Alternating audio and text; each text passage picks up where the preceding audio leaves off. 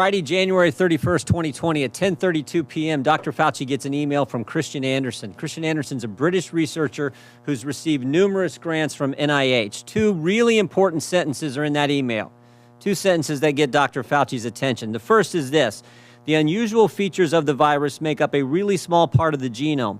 So one has to look really closely at all the sequences to see that some of the features look engineered. Again, this is January 31st, 2020. Second sentence: Eddie, Bob, Mike, and myself all find the genome inconsistent with expectations from evolutionary theory.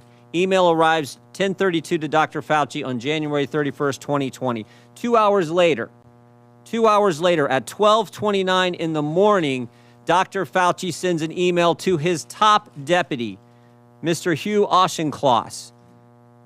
Guys worked for Fauci for 15 years, part of his inner circle. Sends it, subject line says important in all capital letters. He attaches a paper on gain-of-function research written by Dr. Barrick and Dr. Shi. Dr. Shi, of course, is the so-called Bat Lady, Batwoman, the lady who does research in the Wuhan, China lab. This email, Dr. Fauci says, again, to his top deputy, it is essential that we speak this AM.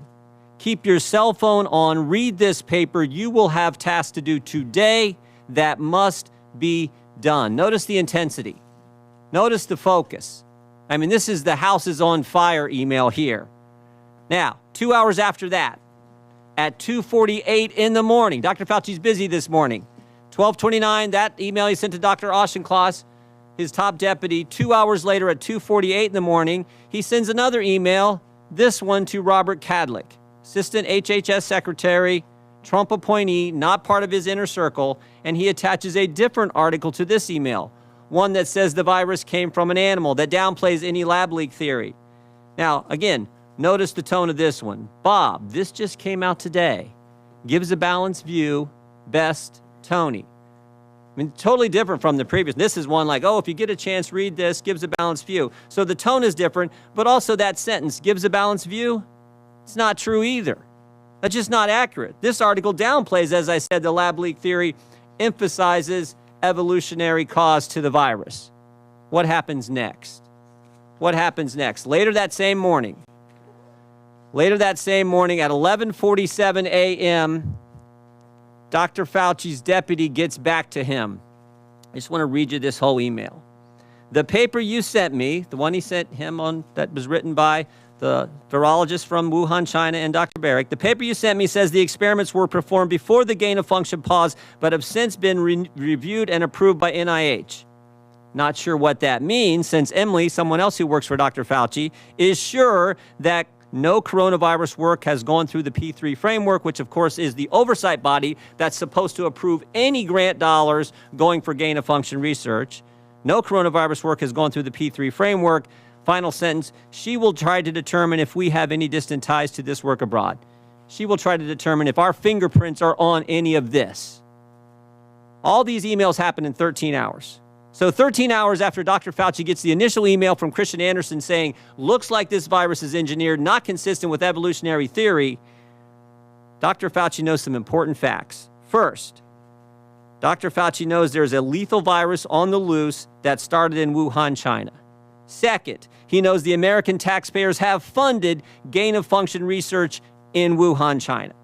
Third, he knows that the research grant didn't go through the required oversight board. Fourth, he knows the virus, quote, looks engineered and, quote, not consistent with evolutionary theory. And finally, fifth, Dr. Fauci knows he may have ties to this work in China. His fingerprints, in fact, may be on this.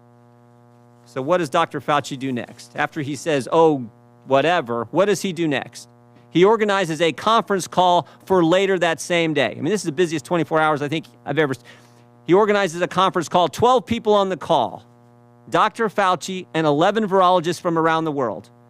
Virologists who've gotten millions of American tax dollars over the past several years. Now look at this list. Here's the list of people. There's only 2 Americans on the list, Tony Fauci and one other. Most of them are from around the world, as I said. I think the first thing you notice is who's not on the call. Who's not on the list? Is Dr. Kadlec on the list? The guy he sent the email to at 3 in the morning? Is Dr. Redfield the head of CDC? Dr. Girard, who's with us today, Assistant Secretary at HHS at the time.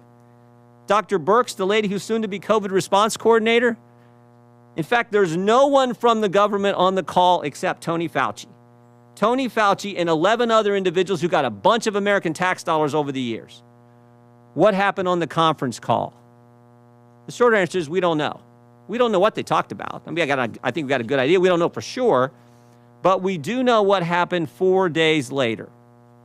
4 days later, February 4th, 2020, Christian Anderson, the guy who started it all, who said the virus looks engineered, Christian Anderson said this 4 days later.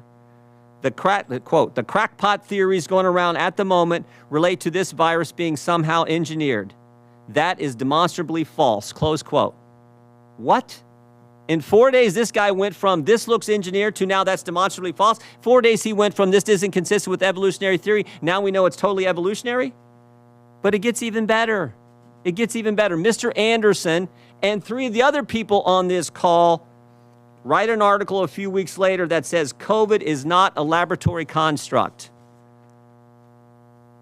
And while they're writing that article, there's an email from March 6 where Mr. Anderson offers to let Dr. Fauci edit the article before it's published. And here's the kicker. Here's the kicker.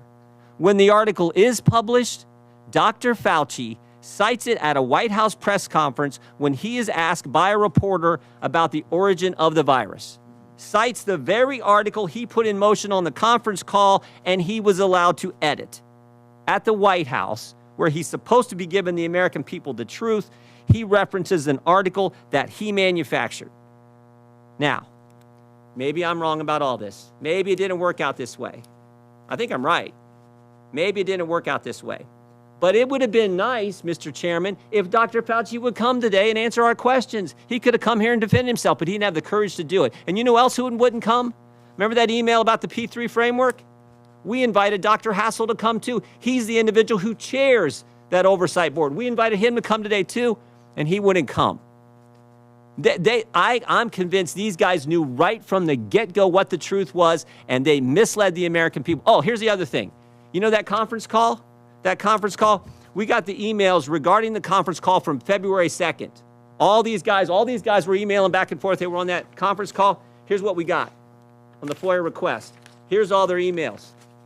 Every single thing is redacted. Every single thing is redacted about what took place in that conference call, because I'm convinced it was at that conference call where they said, we got to cover our tracks. And again, maybe I'm wrong. Maybe I'm wrong. But Dr. Fauci could have been sitting right there and answering our questions, and he wouldn't come today. I yield back. Thank you, Mr. Jordan, and let the